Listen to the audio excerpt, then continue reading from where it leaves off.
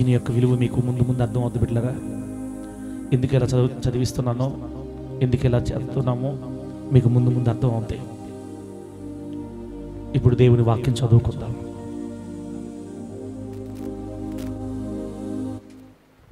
దేవుని వాక్యం చదువుకుందాం. యోహాను సువార్త 15వ అధ్యాయం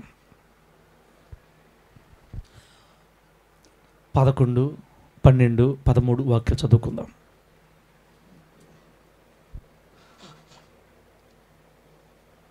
యోహాను సువార్త 15వ అధ్యాయం 11, 12, 13 వాక్యాలు. మీ యందు నా సంతోషం ఉండవలెననియు మీ సంతోషం పరిపూర్ణము కావాలననియు ఈ సంగతులు మీతో చెప్పుచున్నాను. నేను మిమ్మును ప్రేమించిన ప్రకారం మీరు ఒకరినొకడు ప్రేమించవలెననుటయే నా ఆజ్ఞ. తన స్నేహితుల కొరకు తన ప్రాణం పెట్టి వానికంటే ఎక్కువైన ప్రేమ గలవాడు ఎవ్వడునూ లేడు. చదివిన ఈ వాక్యాన్ని మనందరికి అర్థమగునట్లు పరిశుద్ధాత్ముడు బోధిస్తూ ఉండగా దేవుని వాక్యానుసారంగా బ్రతకాలని తీర్మానించుకున్నటువంటి మనకందరికీ పరిశుద్ధాత్ముడు సహాయం చేసి నీతిగల మార్గాలలో మనలందరినీ స్థిరపరచును గాక. ఆమేన్ చెప్పండి బిడ్డలారా. జాగ్రత్తగా వినండి. ఇక్కడ మన దేవుడు ఏమని చెప్పాడంటే, ఫస్ట్ నెంబర్ 1, మీ యందు నా సంతోషము ఉండాలని, మీ సంతోషము పరిపూర్ణము కావాలని ఈ సంగతులు మీతో చెప్పుచున్నాను అని సాక్షాత్తు యేసుక్రీస్తు వారే శిష్యులతో మాట్లాడుతున్న మాట అన్నమాట ఇది. ఆ రోజు శిష్యులతో మాట్లాడాడు, ఈరోజు మనందరితో మాట్లాడుతున్నాడు.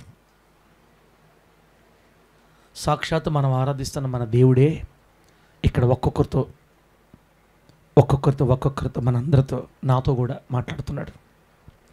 దేవుని వాక్యం 2 అంచులు కలిగిన కత్తి. చెప్పడం ఎన్ని అంచులు?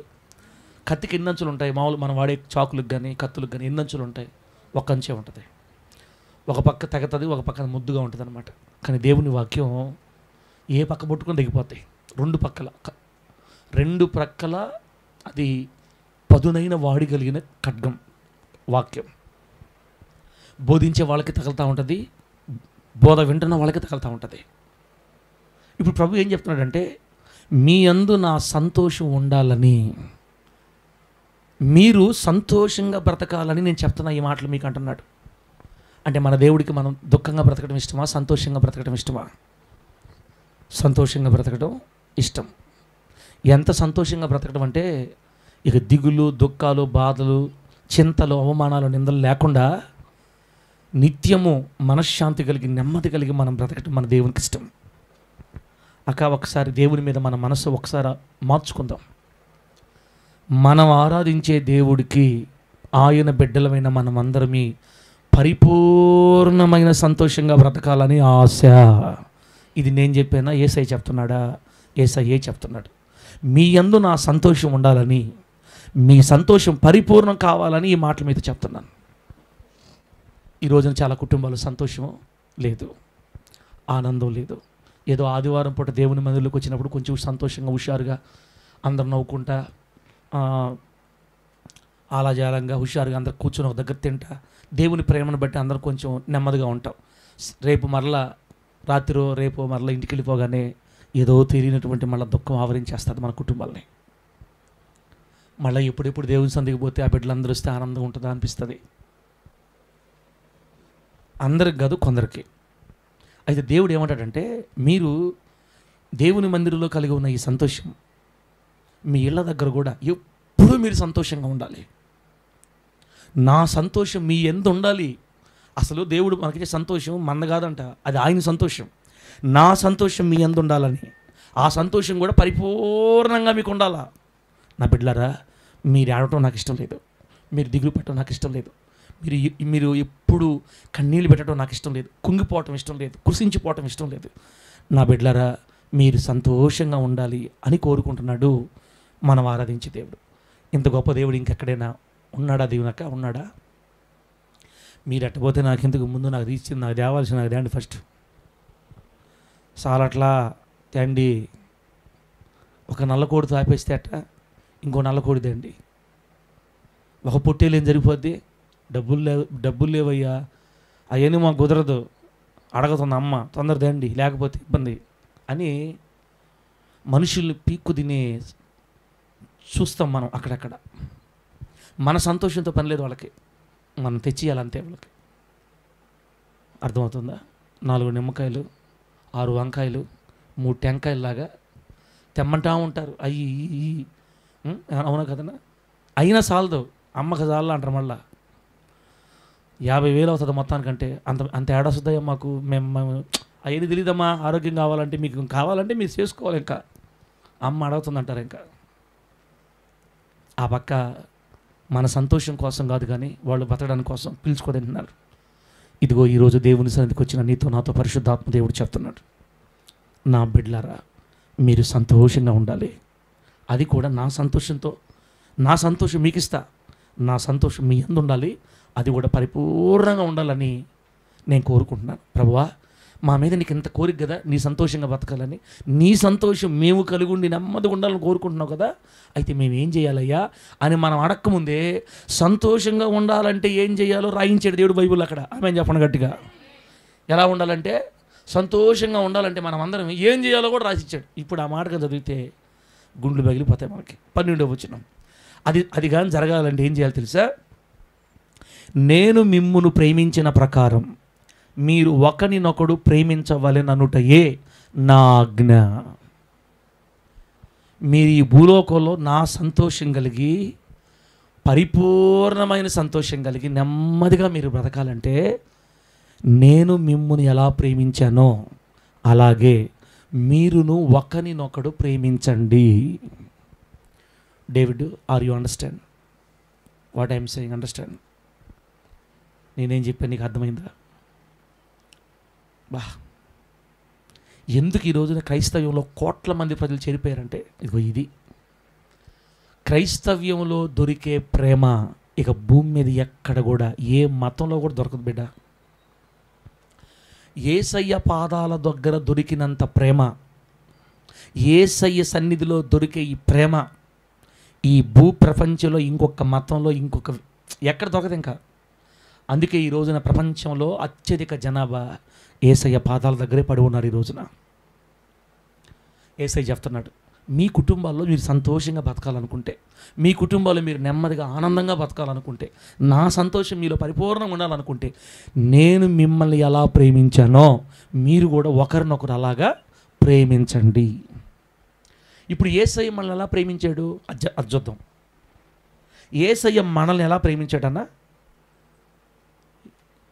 ఈ వారం తీసుకున్నాం, పోయిన ఆదివారం నుంచి ఈ ఆదివారం దాకా. అన్న మనమేం పొరపాటు చేయలేదా? ఈ వారం రోజుల్లో మనమేం పొరపాట్లు చేయలేదా? ఎందుకు అబద్ధాల మాటలు చెప్తారు? లెక్కకు మించే చేసి ఉంటాం.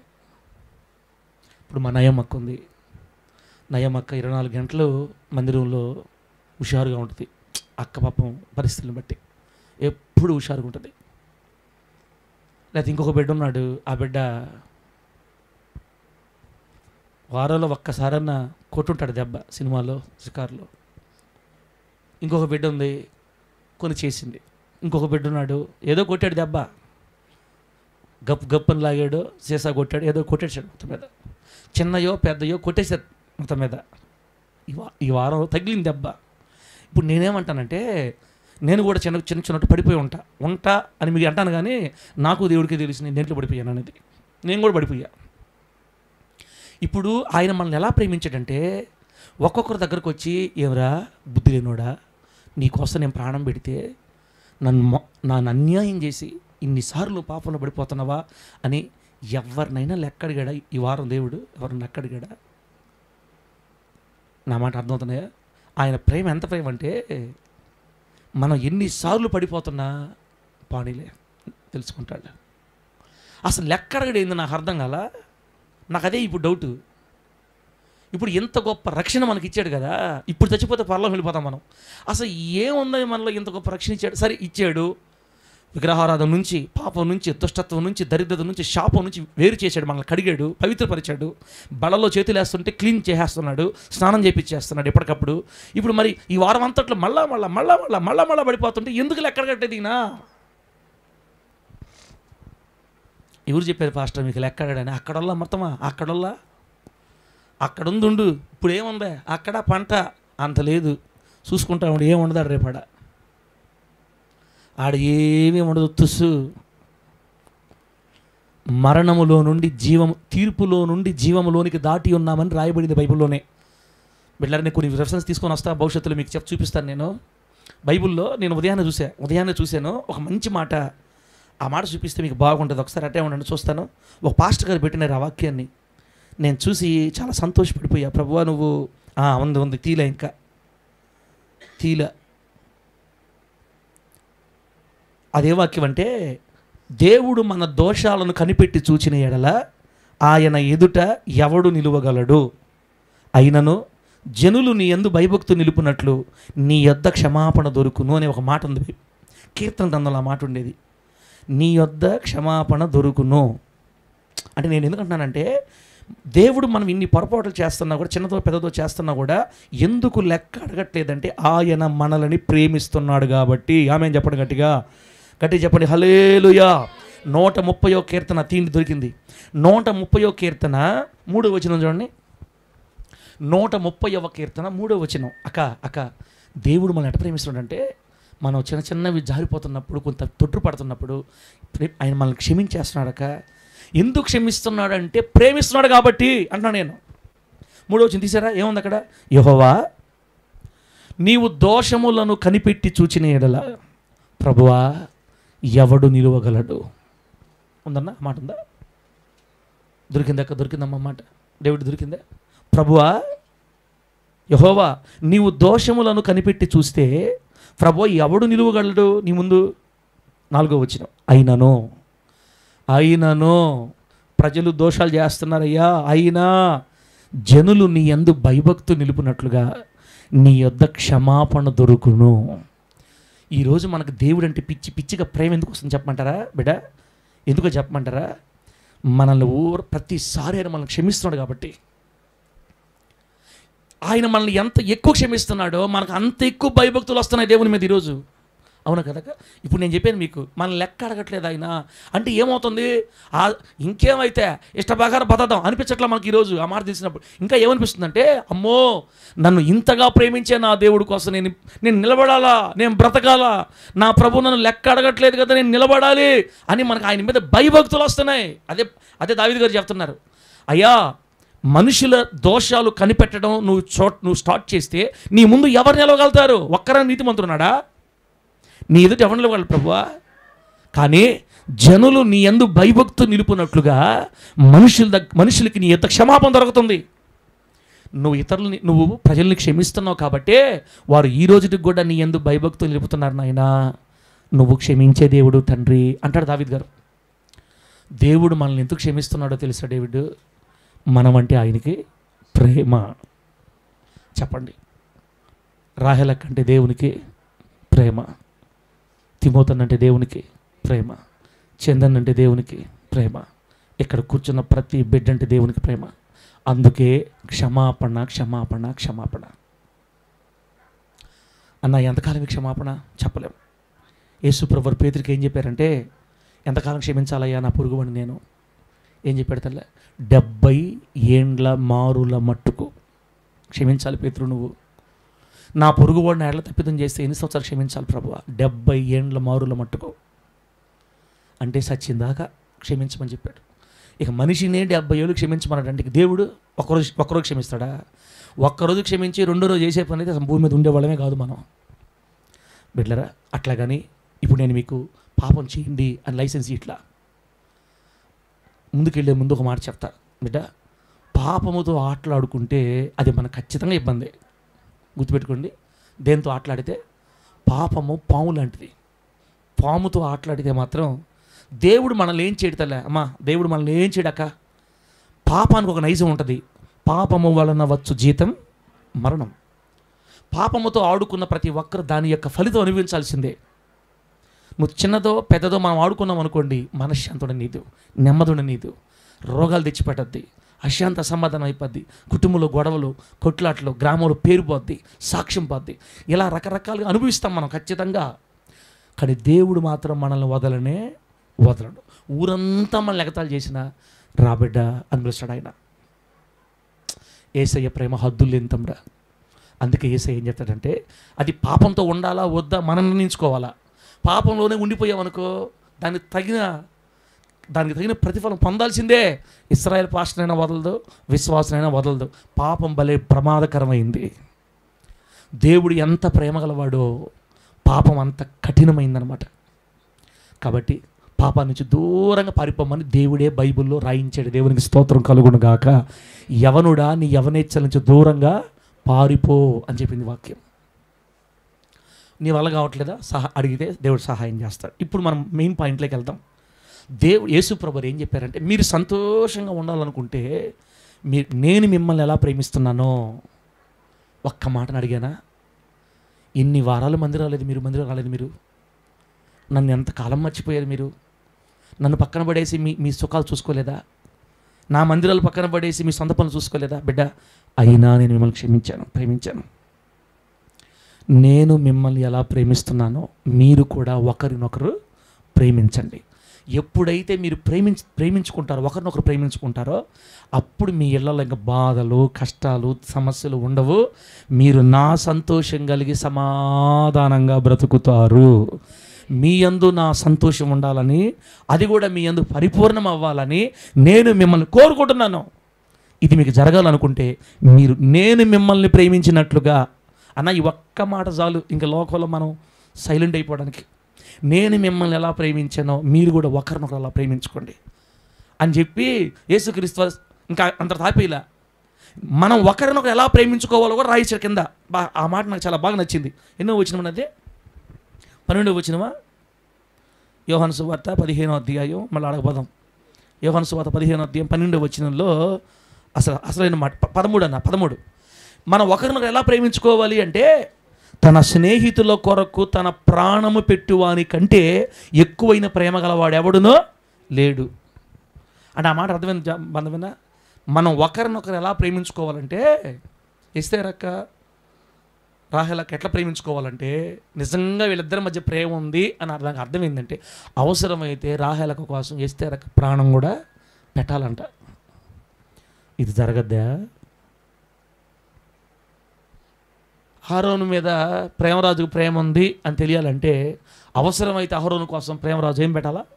ప్రాణం.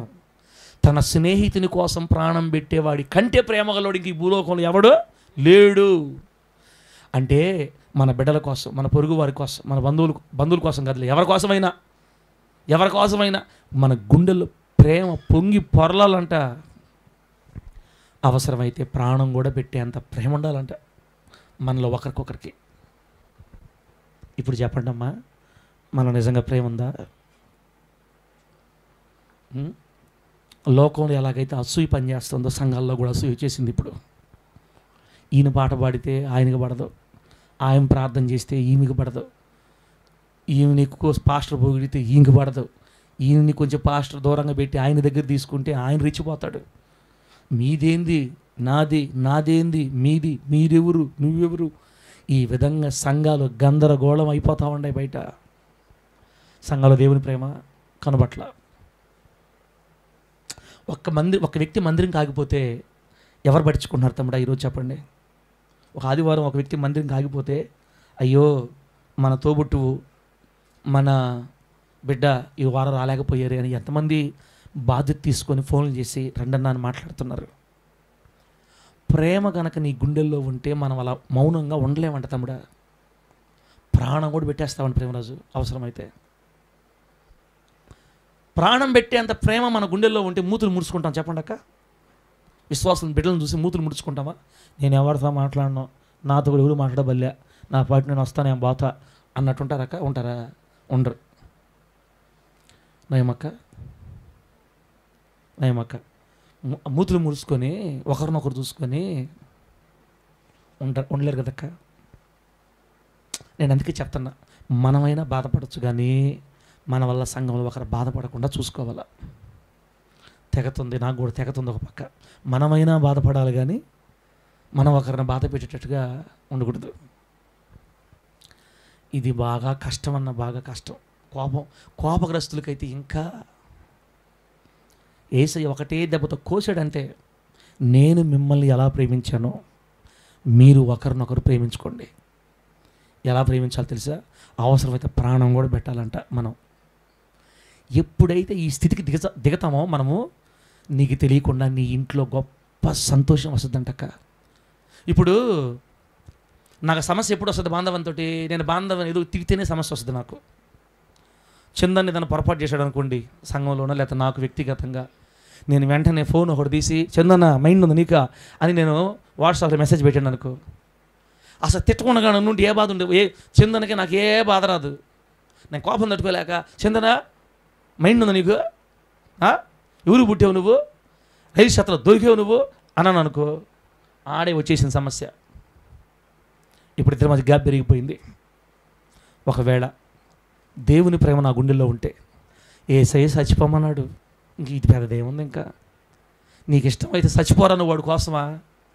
నీ స్నేహితుని కోసం స్నేహితుడి కోసం చచ్చిపోమన్నప్పుడు ఆత్మీయ కొడుకు చచ్చిపోవలే మనం? ఇంకా చచ్చిపోయామనుకుంటే ఏ బాధలు ఉండవు. నేను సచ్చాను, బతికిలేను, సచ్చినో నీకు ఎంత ఇన్ని మాటలు తిరిగి ఇబ్బంది ఏముంది? శవాన్ని పెట్టి అక్కడ ఆ శవాన్ని బూతులు తిడుతున్నాం అనుకో, లేసొద్దా చెప్పండి? యేసు నమ్ముకోవటము, యేసయ్యని నమ్ముకున్నప్పుడే మనం ఏమనుకోవాలంటే మనం సచిన వాళ్ళమే అనుకోవాలా. శవాన్ని పెట్టి ఆ శవాన్ని ఎన్ని బూతులు తిట్టినా నోరు తీసుకొని ఆను పడుకో ఉంటాడు కానీ పైకి లేనే.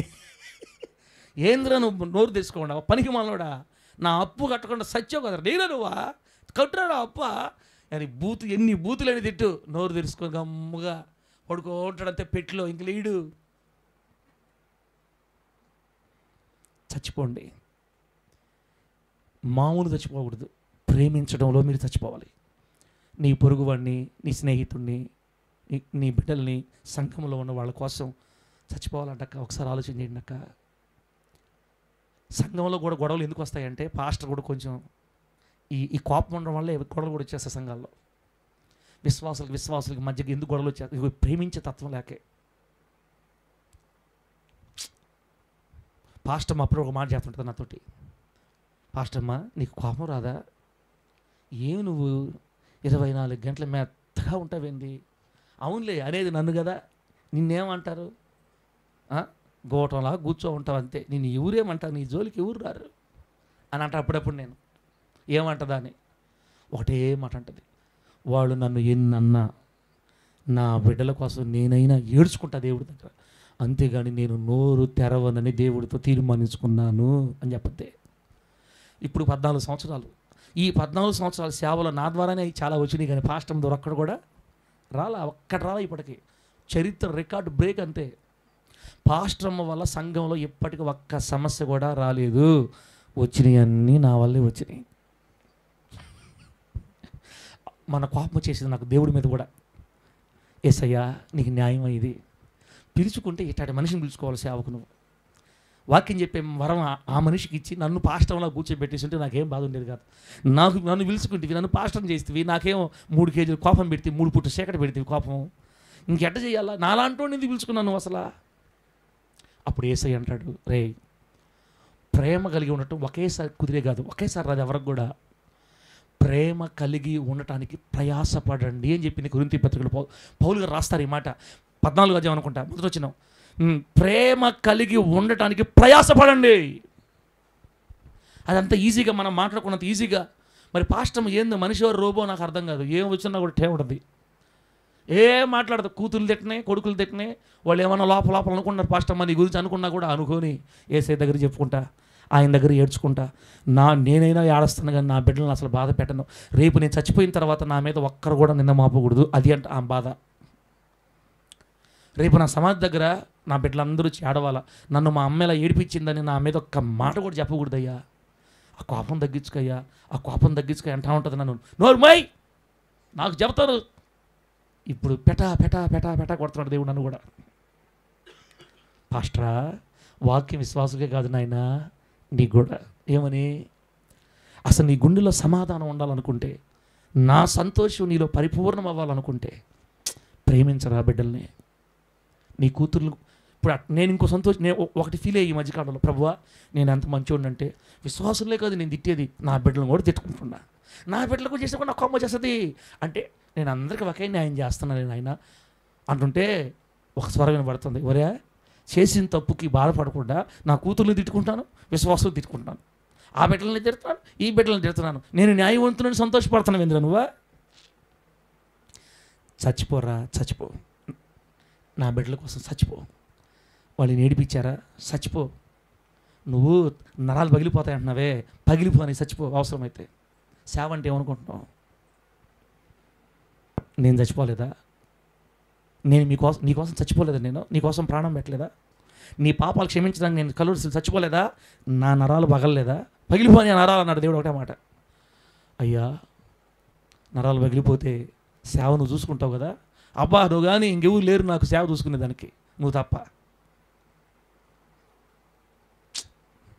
దేవుడు ఖచ్చితంగా శక్తిని ఇస్తాడక్క. ఇక్కడ కూర్చొని చాలామంది కోపం ఎక్కువ, తండ్రి పోలిక పడిపోయిన చాలామందికి మూతులు తిప్పుతున్నారు చర్చిల్లో. ఏదన్నా కానీ పడిందంటే ఇంక వాళ్ళతో మాట్లాడట్లా, బాయ్కాట్ చేస్తున్నారు వాళ్ళని. వాళ్ళు పోయి చర్చిలో ఒక మూల ఉంటున్నారు, ఇంక వాళ్ళని ఊరు పడుచుకోవట్లే, వాళ్ళతో మాట్లాడట్లా, వెలివేస్తున్నారు. నా పోలిక పుట్టిన నా కూతురులారా చెప్తున్నాను, మనము కూడా ఇక మీదటి నుంచి చచ్చిపోదాం శవాల్లాగా. David ఏమైపోదాం David? చచ్చిపోదాం శవాల్లాగా. మీరు తన స్నేహితుల కోసం ప్రాణం పెట్టి వాడి కంటే మిక్కిలి ప్రేమ కలిగిన వాడు ఇంకొకడు. ఎంత మంచి మాట చూడండి. తన స్నేహితుల కోసం 13వ వచనం, తన స్నేహితుల కొరకు తన ప్రాణం పెట్టేవాని కంటే ఎక్కువైన ప్రేమ గలవాడు ఎవడును లేడు. ఒక్కసారి అనిపిస్తుంది, తప్పంతా అన్నలో ఉంది కదా ప్రభువా, అక్కలోనే తప్పు ఉంది, నన్ను ఎందుకు అంటున్నాను అంటే ఒక్కసారి నేను తగు వేసుకుంటా దేవుడితోటి. నన్ను ఎందుకంటావు నువ్వు? నన్ను అదేమంటే నాయకుడిగా పెట్టాను అంటావు, అందరూ చూసుకోమంటావు, మళ్ళీ అడిగితే బాధలు పడుతుంటావు. నువ్వు తప్పంతా వాడదే రే, తప్పంతా వాళ్ళదే అని అడిగేస్తేవి, ఇంకా వాళ్ళు నీకు మొహం చూపించలేరు, అందరూ బాగొట్టుకుంటావా? అసలు నువ్వు అడగటమే మానేస్తే నా బిడ్డల సంగతి నేను చూసుకుంటా. ఆమె చెప్పడం గట్టిగా, నువ్వు అడగటం మానే, ఓర్చుకో, సౌండ్ చేయబాకు, నేను శక్తిని ఇస్తాను కదా. అయితే ఈ ప్రభువా నువ్వు ఈగిపోతే నా వల్ల కావట్లా, చచ్చిపోరా అని చెప్తుంటే మళ్ళీ వల్ల కావట్లేదు అంటే ఇంకా శవం అనుకో, నువ్వేక నేను ఎవరేమన్నా నేను శవ అని అనుకో, ఇది ఒకటే చాలు నీకు, ఇంకా మారిపోవచ్చు నువ్వు బాగా. ఇప్పుడు మా రేపు కుమారమ్మ ఎవరన్నా తిట్టారు అనుకో, మా కుమారమ్మ ఏమనుకోవాలా? నేను శవాన్ని, నాకు కోపం ఉండదు అనుకోవాలి మనం. దీవునక్క తాటకెళ్ళి దీవునక్కని ఎవరైనా తిట్టారు అనుకో, అనుజనులో దేవుని బిడ్డలో ఎవరో మొత్తం అరిచారు, అప్పుడు దీవునక్క ఏమనుకోవాలా? నేను ఎవరు జోలికి పోను, నా జోలికి వచ్చారంటే తాడదేస్తా అనకూడదు. మనం ఇక్కడ అయిపోయింది, ఇంక తెలిసి చాప్టర్ క్లోజ్. యేసయ్య ఏమన్నాడు? మీరు ఆనందంగా సంతోషంగా నెమ్మదిగా బతకాలనుకుంటే ఒకరినొకడు ప్రేమించండి, అప్పుడే పరలోక సంబంధమైన సంతోషం మన ఇంట్లో ఉంటుందంట బిడ్డ. ఆమె చెప్పండి గట్టిగా. భూ సంబంధమైన సంతోషం కదక్క. ఏ సంతోషం? పరలోక సంబంధమైన దేవుని సంతోషం మన గుడారాల్లో, మన కుటుంబంలో, మన గుండెల్లో పొంగి పొరలద్దంట. అది చేసి చూస్తే అర్థమవుతుంది మనకి. భర్త తిడితే భార్య నేను చచ్చిపోయాను అనుకోవాలి, భార్య తిడితే భర్త నేను చచ్చిపోయాను అనుకోవాలి, విశ్వాసులు తిడితే సేవకుడు నేను చచ్చిపోయాను అనుకోవాలి, సేవకుడు తిడితే విశ్వాసులు నేను చచ్చిపోయాను అనుకోవాలి. శవాన్ని తిడితే ఎట్లా పలకదో నేను ప్రాణం పెట్టాలి. తిట్టాడా? తిట్టని, దేవుడు చూసుకుంటాడే. వ్యతిరేకంగా ప్రవర్తిస్తున్నాడా? దేవుడు చూసుకుంటాడే, దేవుడు మారుస్తాడే. అబ్బో ఇది చాలా కష్టం. చెప్పేదానికే నాకు ఎట్టుంది.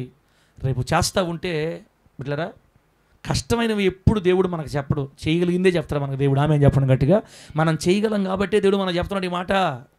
కాకపోతే కొంచెం నరనరాలు ఎక్కువ ఇమిడిపోయాను కాబట్టి కోపం మనకు కష్టం అనిపిస్తుంది. ఇప్పుడు ప్రభువు చెప్తున్నాడు, నేను మిమ్మల్ని ప్రేమించిన ప్రకారం మీరు ఒకరినొకడు ప్రేమించండి.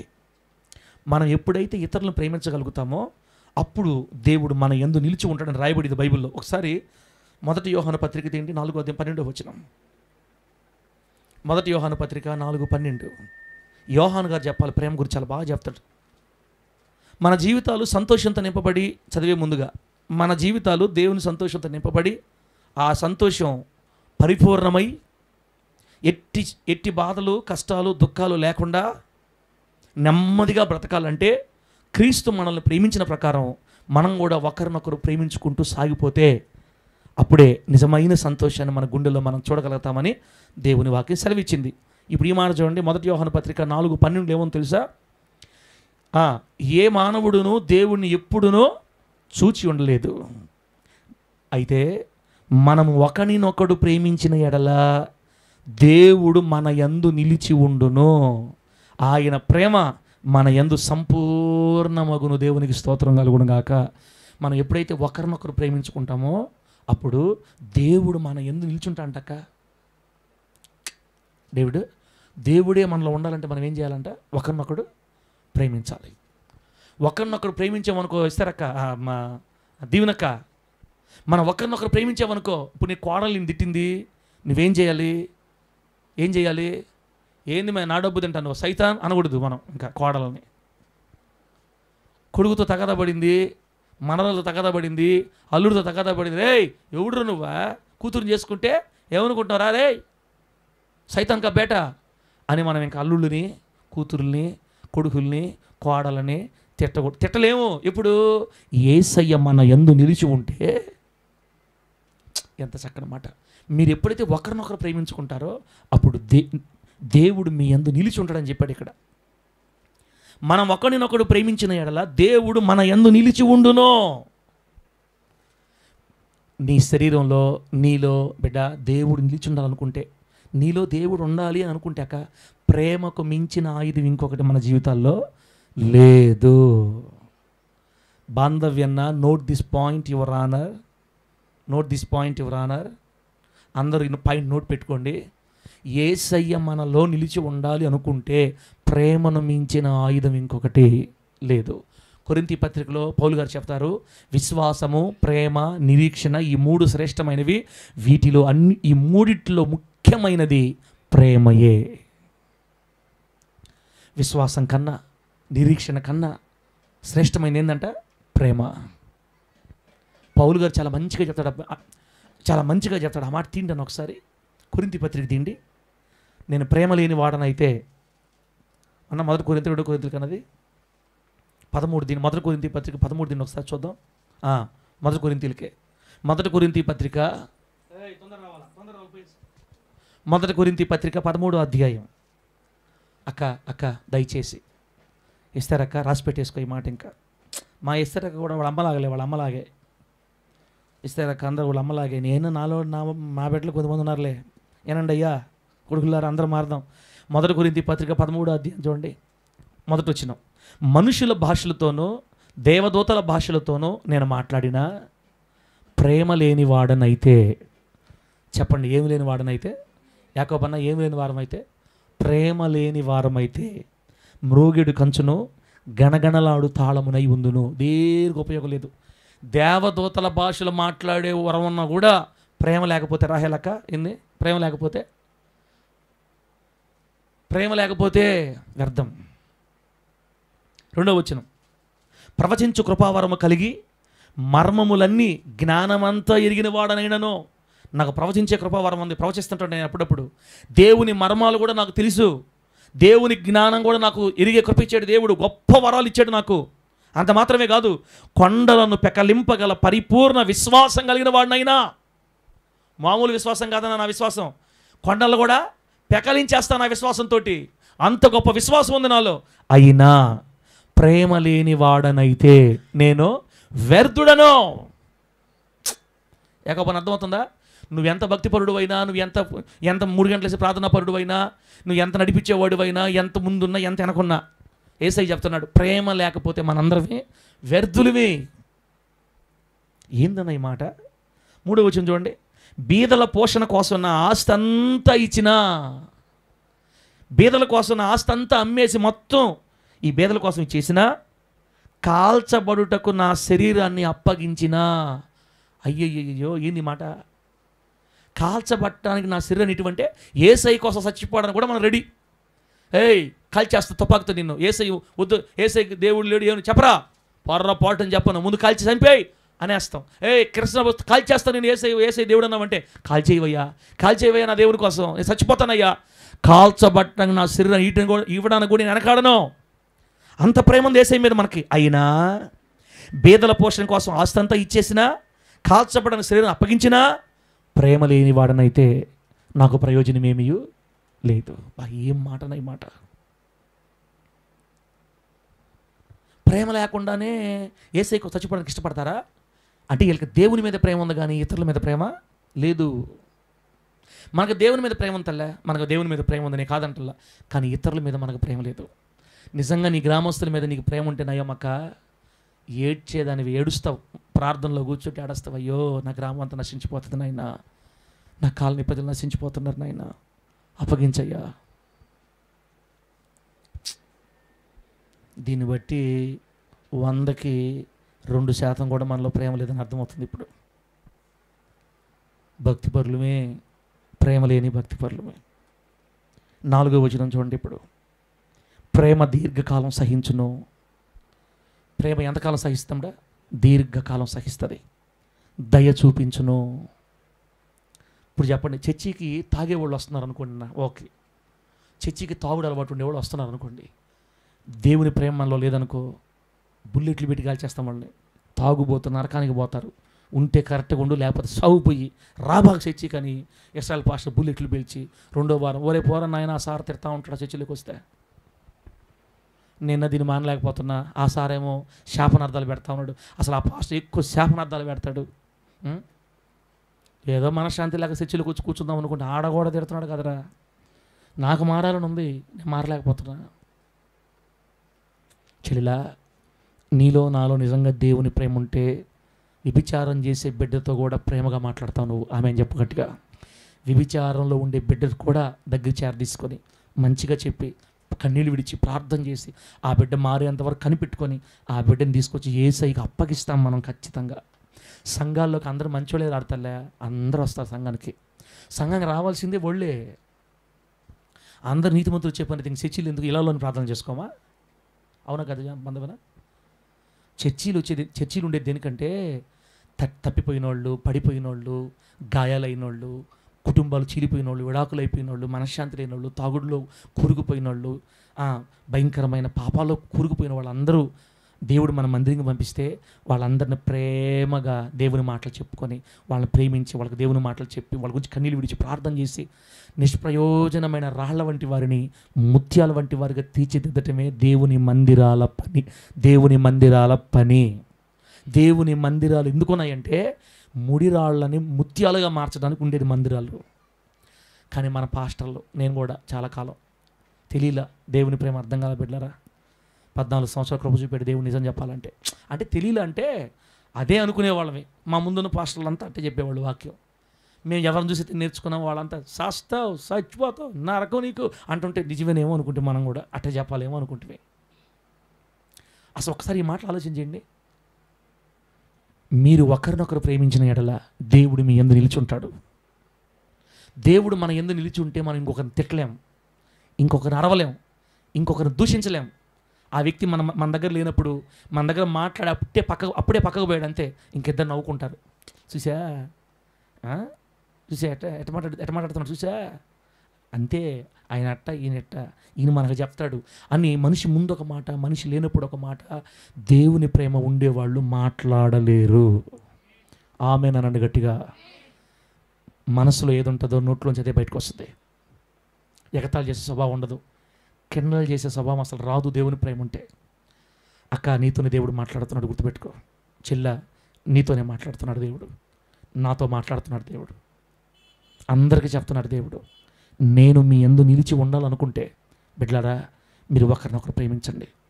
నిజంగా మన సంఘంలో దేవుని ప్రేమ ఉంటే తమ్ముడా వేల మందిని అప్పగిస్తాడు యేసయ్య మనకు. ఆమె అని చెప్పు గట్టిగా.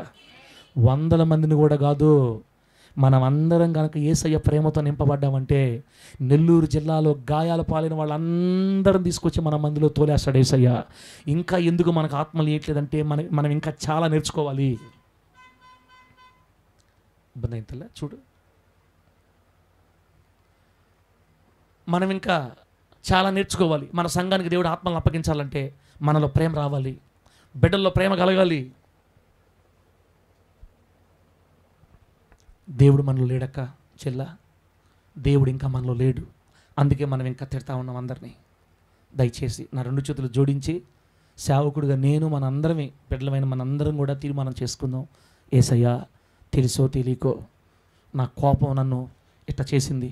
నా భర్తనే తిడుతున్నాను, నా భార్యనే తిడుతున్నాను, నా పిల్లలనే తిడుతున్నాను, సంఘంలో ఉండే వాళ్ళందరి మీద నేను బాధపడుతున్నాను. నాకు అర్థమైంది, అసలు నాలో నీ ప్రేమ లేదని అర్థమైపోయింది ప్రభువా. ప్రేమ లేకపోతే వ్యర్థులు అని చెప్పింది, ప్రేమ లేకపోతే వ్యర్థులు అని చెప్పింది నీ వాక్యం. స్విచ్ ఆన్ చేసుకోతాలే ప్రకాష్. ప్రేమ లేకపోతే నేను వ్యర్థుణ్ణి అని చెప్పింది వాక్యం. కాబట్టి ఆ ప్రేమ నాకు కావాలి తండ్రి, నాకు సహాయం చేయి తండ్రి. పరలోక సంబంధమైన నీ ప్రేమ నాకు రావాలి. ఇదిగో నా స్నేహితుల కోసం, నా పక్క వాళ్ళ కోసం చచ్చిపోయేంత ప్రేమ నాకు కావాలి ప్రభువా అని మనం అడిగితే పెద్ద కష్టమేం కాదక్క. దేవుడు ఖచ్చితంగా ఇస్తాడు మనకి. ప్రభువు నామానికి మహిమ కలుగును గాక. నేను సంతోషంగా చెప్తున్నా, ఈ 2025 సంవత్సరం చివరిలో నుంచి దేవుడు మన మందిరంలోకి ఆత్మలను పంపడం ప్రారంభిస్తాడు. ఎంత తొందరగా మనం మారితే అంత తొందరగా దేవుడు గాయపడిన వారిని, పాపంలో పడి ఉన్న వారిని, రొచ్చులో పడి ఉన్న వారిని, మనశ్శాంతి లేని వారిని, ఆత్మహత్యలు చేసుకొని చచ్చిపోదాం అనుకుంటున్న వాళ్ళందరినీ దేవుడు మన మందిరంలోకి తోల్తాడు యేసునామములో. అప్పుడు మనం ఏం చేయాలి? ఏయ్ పనికి మళ్ళదానా, పాపిస్తానా, మారు అనకూడదు. అక్క దేవుడు చేస్తాడు, అక్క నీకేం కాదు, నీ గాయాలు దేవుడు కడతాడు. మనం ఇలా చెప్తాం అందరికీ. ఇంకా ప్రేమ బిడ్డ, ఒకసారి రోమపత్రిక తీయండి, ప్రార్థన చేసుకుందాం. ఇంకా రోమపత్రిక 8వ అధ్యాయం 31 వచనం తీయండి ఒకసారి. ప్రేమ ప్రేమ రోమపత్రిక 8:31 ఆడేమో తెలుసా?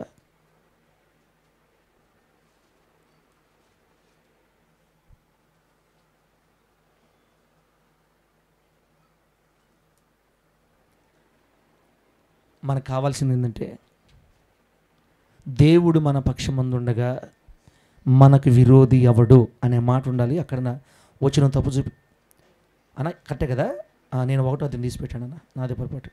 రోమపత్రిక 8వ అధ్యాయం 31వ వచనం ఇది. ఇట్లుండగా ఏమందుమో, దేవుడు మన పక్షముననుండగా మనకు విరోధి ఎవడు. అంటే ఎప్పుడైతే మనం ఇతరులను ప్రేమిస్తుంటామో, ఎప్పుడైతే మనం అందరిని దీవెనక్క ఉండవా ఎప్పుడైతే మనం ఇతరులను ప్రేమిస్తున్నామో దేవుడు మనలో నిలుచున్నాడక్క. దేవుడు ఎప్పుడైతే మనలో నిలుచున్నాడో ఆయన మన పక్షం ఉంటాడు. అప్పుడు ఎప్పుడైతే దేవుడు మన పక్షం ఉంటాడో ఇక ఈ భూలోకంలో మనకు విరోధి లేనే లేడు. అహరోను ఎవరు కీడు చేసినా మనం క్షమించేస్తుంటాం వాళ్ళని. ఇంకెవరు మన శత్రువులు ఉండేది చెప్పండి? నేనెవరు జోలికి పోను, నా జోలికి వస్తే తాట వేస్తా అనే వాళ్ళకి అందరు శత్రువులే. ఒక రౌండ్ వేస్తా నా జోలికి వచ్చారంటే నా నోరు తెరిస్తే బాగుండదు, చెత్తండా కుంగి చావాలి ఇంకా నేను అడిగే మాటలకి అంటుంటారు. ఒరే స్వామి, నీలో యేసయ్య లేడు, నాలో యేసయ్య లేడు, ఇంకేంది మనం ఎంతకాలం దేవుడిని తెలుసుకుంది చెప్పు. నా జోలికి వస్తే నేను ఒప్పుకోను అనేది దేవుని బిడ్డల మాట కాదు. వాళ్ళు నీ జోలికి వచ్చినా చచ్చిపోయిన అనుకుందాం మనం అంతే. ఎందుకంటే చెల్ల, యేసయ్య నీలో ఉండాలనుకుంటే మనం తగ్గిపోవాలంట. యేసయ్య మనలో నిలిచి ఉండాలనుకుంటే మనం ప్రేమించాలి. పానీలే, తిట్టనీలే, చిన్నోడో పెద్దోడో తిట్టని, నా దేవుడు ఉన్నాడు, నా దేవుడు వింటున్నాడు. ప్రభువా నాకు ఓర్పు కావాలి ప్రభువా. అక్క, ప్రేమించే వాళ్ళ చుట్టూ ఈగలు తిరుగుతారు మన చుట్టూ. కావాలంటే గుర్తుపెట్టుకోండి, బెల్లం చుట్టూ ఈగలు తిరిగినట్టుగా ప్రేమించేవాడు చుట్టూ పడి సస్తారు మనుషులు. గుర్తుపెట్టుకో, నేను చాలామంది చూసా. ఎవరైతే ప్రేమించే స్వభావం కలిగి ఉంటారో వాళ్ళ చుట్టూ ఈగలాగా పడి ఉంటారు జనాభా. ఎందుకంటే ప్రేమ లేక స్వార్థపూరితమైన జనులతో మోసపోయి నిజమైన ప్రేమ కలిగిన దేవుని బిడ్డల చుట్టూ ఈగల్లాగా తిరుగుతుంటారు. ఆ రోజున ఒకవేళ మనం కనుక చనిపోతే ఎంతమంది ఆడస్తారో తెలుసా బిడ్డ? పాస్టర్ అదే కోరుకుంటున్న పాపం, నా మీద ఏం చూపించకూడదు. ఇంతవరకు దేవుడి దయని బట్టి నేను ఎవరిని బాధ పెట్టలేదు, ఇక ఎవరిని కూడా బాధ పెట్టదలుచుకోలేదయ్యా, నీ వల్లే సంఘం దెబ్బతింటుందని చెప్తుంటుంది అప్పుడప్పుడు. 2025 అది కూడా అయిపోయింది. యేసునామములో ఆమేన్ చెప్పండి. ఇంకా గట్టిగా చెప్పండి హల్లెలూయా. మాకెందుకో నమ్మాలనిపించట్లేదు సార్. చూద్దాం బిడ్డలారా. ఇప్పుడు రోమపత్రిక ఏం చెప్పింది మనకి? ఎప్పుడైతే యేసయ్య మనలో నిలిచుంటాడో ఇక మనకి భూలోకంలో విరోధులే లేరు. ఒకవేళ విరోధులు ఎవరైనా ఉన్నట్లయితే దేవుడు వారిని కూడా మనకు మిత్రులుగా మార్చేస్తాడు యేసునామములో. అసలు మనం దేవుని ప్రేమ ఉండేవాళ్ళం అయితే, సార్ నాకు వ్యతిరేకంగా లేచి వాడు అనపబడిపోవాలా, వాడు నా కాళ్ళకని తొక్కే, అసలు ఈ మాట రావు మనకి. క్షమించు ప్రభువా, ఆస్వాదించు ప్రభువా అని కోరుకుంటాం. అన్న టోటల్గా ముగిద్దాం. ఇంకా దేవుని ప్రేమ మనలో చాలామందిలో కరువైపోయింది. తమ్ముడా, నీ వల్ల సంఘంలో ఏది రాకుండా చూసుకో. ప్రేమించు తమ్ముడా. తిట్టి వాళ్ళని తిట్టని, గొనిగే వాళ్ళు గొనగని. నువ్వు మాదిరిగా ఉండు. నీలో యేసయ్య నిలబడాలని కోరుకుంటున్నాడు. నీలో యేసయ్య ఉంటే నేను అనేకులకు ఆశీర్వాదకరంగా మారుస్తాడు. నీకెవ్వరు విరోధం లేకుండా దేవుడు చేస్తాడు. వాళ్ళు ఎంత తిట్టినా మనం ప్రేమిద్దాము. యేసయ్యని మనలో కలిగి ఉండటానికి జీవితాంతం ఇతరులను క్షమించే కృప మనకు దేవుడు అనుగ్రహించును గాక. ఆయన ప్రేమ మన యందు ఉండాలి. అప్పుడు దేవుని సంతోషం మన గుండెల్లో, ఇంట్లో పొంగి పొరలతాది. దేవునికి స్తోత్రం కలుగును గాక. బిడ్డలు, ఇప్పుడు ఏం చేస్తానంటే, ప్రేమ మనలో ఉండడం వల్ల కలిగే ఫలాలు ఒక 5 రాసుకొని వచ్చా. టక గుర్తు చేసి నేను ఆపేస్తా. ప్రేమ వలన కలిగే ఫలాలు, ప్రేమ ఫలములు. నంబర్ 1, ఎవరిలో అయితే ప్రేమ ఉంటుందో వాళ్ళల్లో గర్వము, అహము, అసూయ ఉండవు. ఇంకా ప్రేమ ఉండే మనుషుల గుండెల్లో గర్వము ఉంటుందా? ఉండదా? ప్రేమ కలిగిన ప్రజల గుండెల్లో గర్వము ఉండదు.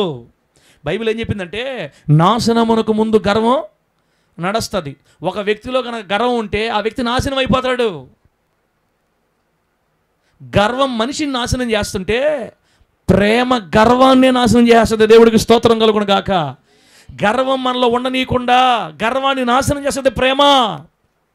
తమ్ముడా, నీలో ప్రేమ ఉంటే అసూయ ఉండదు. నీకంటే అక్క మంచి చీర కట్టుకొచ్చిందా? అక్క చీర చాలా బాగుందక్క, దేవుడు ఇంక మిమ్మల్ని ఇంకా దీవించాలి, ఇంకా మంచి బట్టలు ఇవ్వాలి దేవుడు మీకు అనుకుంటాం. ఈ మనిషి కట్టిన చీర కట్టకుండా కడుతుందే అని రాదు మనకి. ఏముంటే? ప్రేమ ఉంటే. దేవుని ప్రేమలో లేదనుకో అసూయ.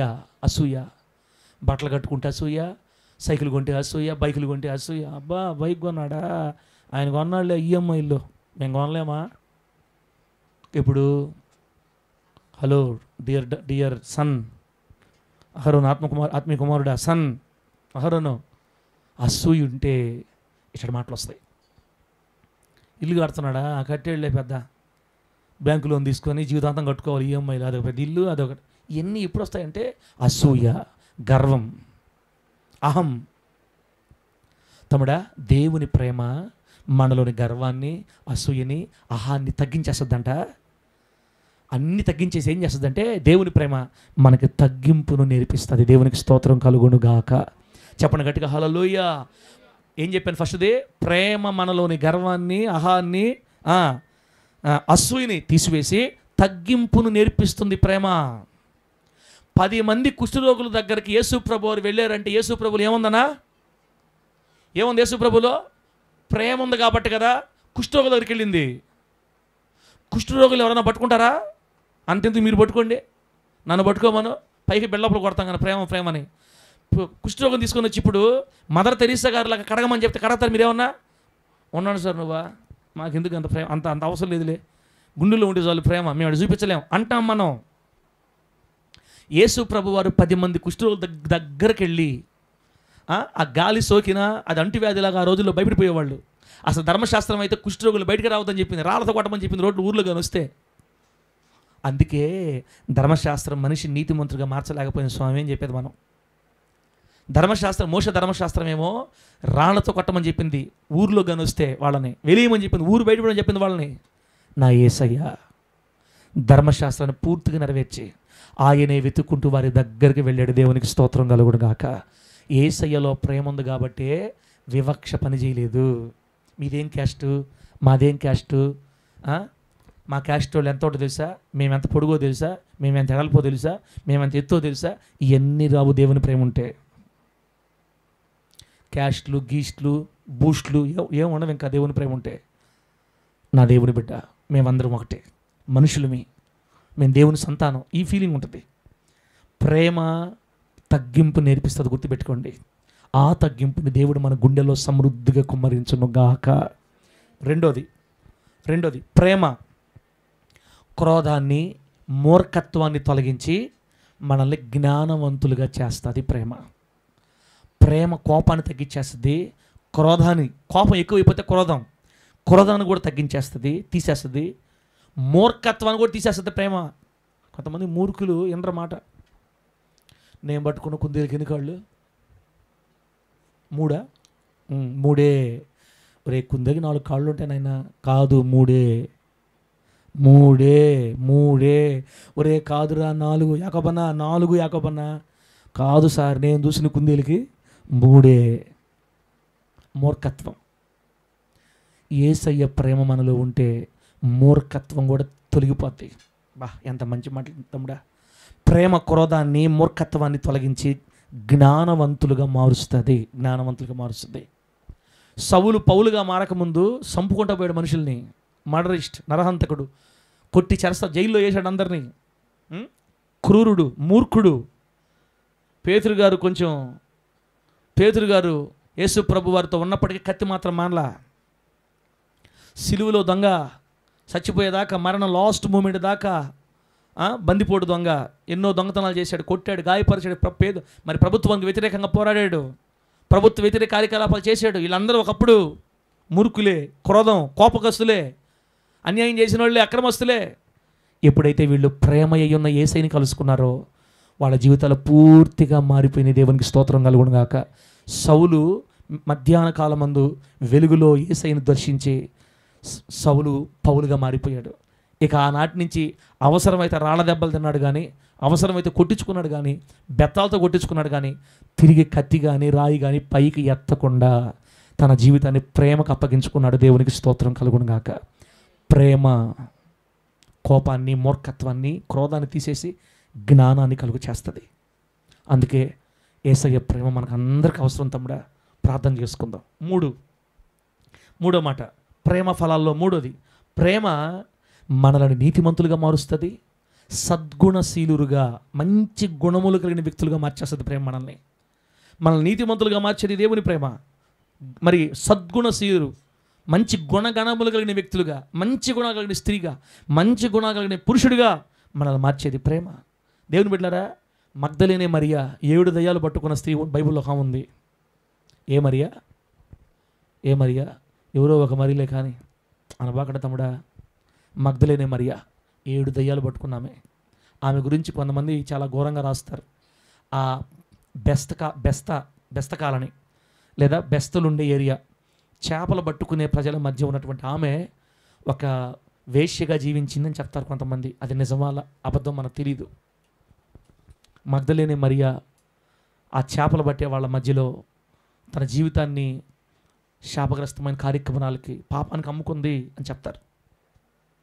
వీళ్ళ తర్వాత బేతనీ కుటుంబంలో మార్త మరియ లాజరు ఉన్నారే, వీళ్ళల్లో కూడా మరియ ఉంది కదా చెల్లెలు, ఈమె కూడా పాపాత్మురాలని రాయబడింది బైబిల్లో.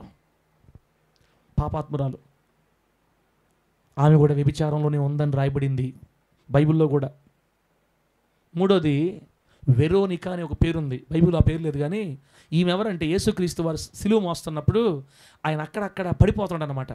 ఒక దగ్గర పడిపోయినప్పుడు తెల్లని గుడ్డ తెచ్చి ఆ యేసు ప్రభు వారి ముఖాన్ని ఆ రక్తాన్ని తుడిచిందంట అని చెప్తారు చరిత్రలో. అది నిజమో లేదో మనకు తెలియదు కానీ ఒక స్త్రీ వెరోనికా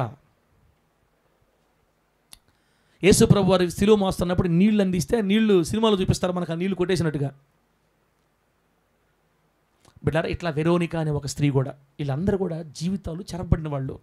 అక్క మంచోళ్ళు కదక్క, వాళ్ళ పరిస్థితులను బట్టి పాపంలో ఉన్నవాళ్ళు, వేశ్యలుగా ముద్రించబడిన వాళ్ళు, లోకం చేత దూషించబడిన వాళ్ళు అనమాట. దేవుడు ఎంత ప్రేమగలడు అంటే, ప్రేమ నీతిమంతులుగా మార్చేస్తుంది మనుషుల్ని. ప్రేమ సద్గుణవంతులుగా మార్చేస్తుంది.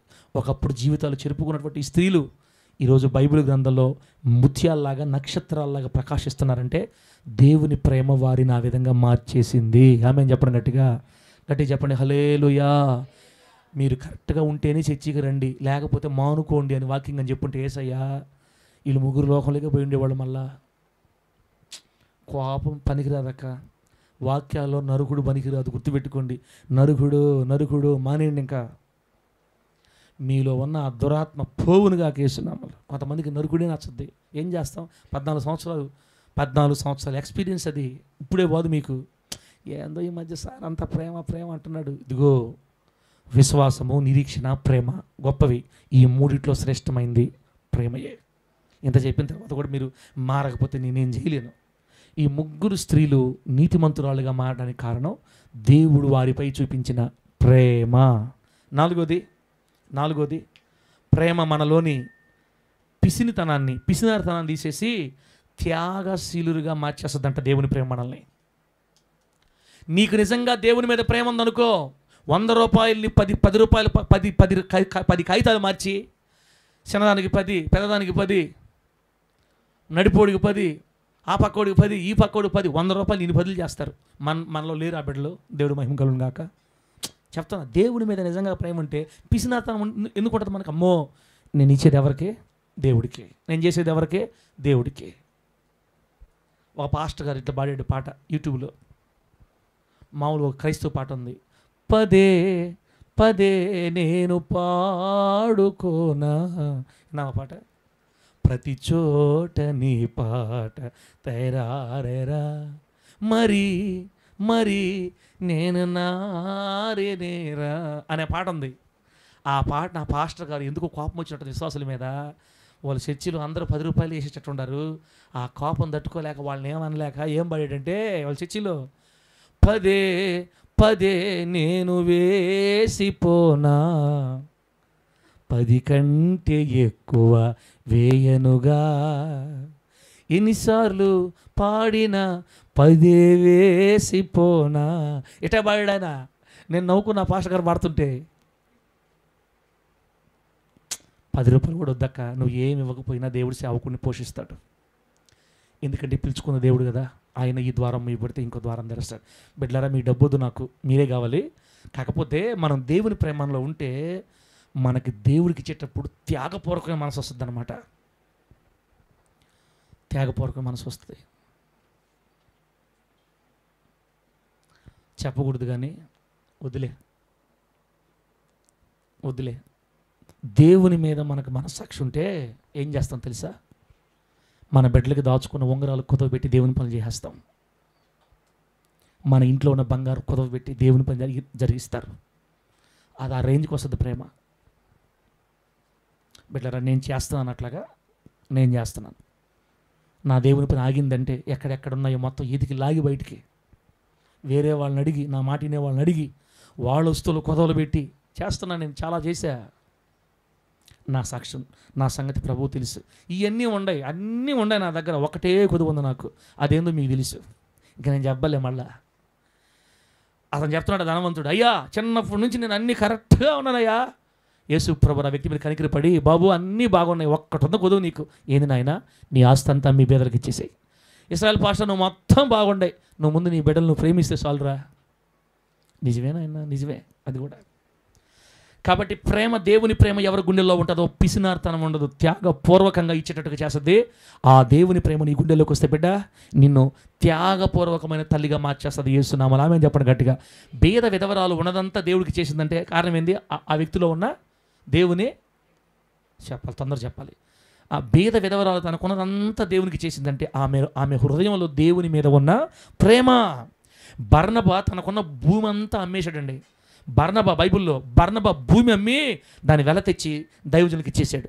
మార్కు తల్లి అయిన మరియా తన ఇంటిని దేవుని మందిరంకి చేసింది. అకుల ప్రిస్కిల్లా వారి ఇంటిని దేవుని మందిరం చేసేశారు. ఈరోజు డేవిడ్,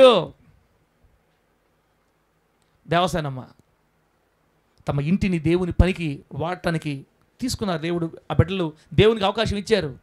చూస్తున్నాడు దేవుడు సమస్తాన్ని. ప్రేమ పిసినార్తనం తీసివేసి త్యాగశీలుగా మారుస్తుంది. దేవుని నామానికి మహిమ కలుగును గాక. లాస్ట్ మాట, ప్రేమ, దేవుని ప్రేమ మనలో ఉన్న లోకత్వాన్ని పూర్తిగా తీసేసి దేవుని స్వరూపంలోకి మనల్ని మార్చేస్తుందంట. దేవునికి స్తోత్రం కలుగును గాక. అంటే యేసయ్య ప్రేమ కానీ మనలో లేకపోతే, దేవుని ప్రేమ మనలో లేకపోతే, ప్రేమ మనలో లేకపోతే ఎప్పటికీ లోకత్వంలోనే ఉండిపోతాం. పైకి క్రైస్తవులు కనపడుతుంటాం కానీ మన గుండెల్లో దేవుని ప్రేమ, దేవుని స్వరూపం ఉండదు. ఎవరైతే ప్రేమని కలిగి ఉండటానికి ప్రాక్టీస్ చేస్తారు, ఇక నుంచి ప్రయాసపడతారో, రానున్న రోజుల్లో వాళ్ళు దేవుని స్వరూపంలోకి మారిపోతారు. దేవుడికి స్తోత్రం కలుగును గాక. ఆ బలమైన, ఘనమైన, గొప్ప ప్రేమని మన గుండెలో దేవుడు సమృద్ధిగా పోసి, నీ ద్వారా ఒక్కడ కూడా బాధపడకుండా అవసరమైతే చచ్చిపోదాం అన్న తీర్మానంతో మీరు ఇక్కడి నుంచి బయటకు వెళ్తారు. దేవుడి మాటలు మనకు ఆశీర్వాదకరంగా మార్చి కృపలో వర్ధలు చేసి మనల్ని అందరినీ ఆయన సన్నిధిలో స్థిరపరచును గాక. ఆమేన్. కళ్ళు మూసుకోండి, ప్రార్థన చేసుకుందాం.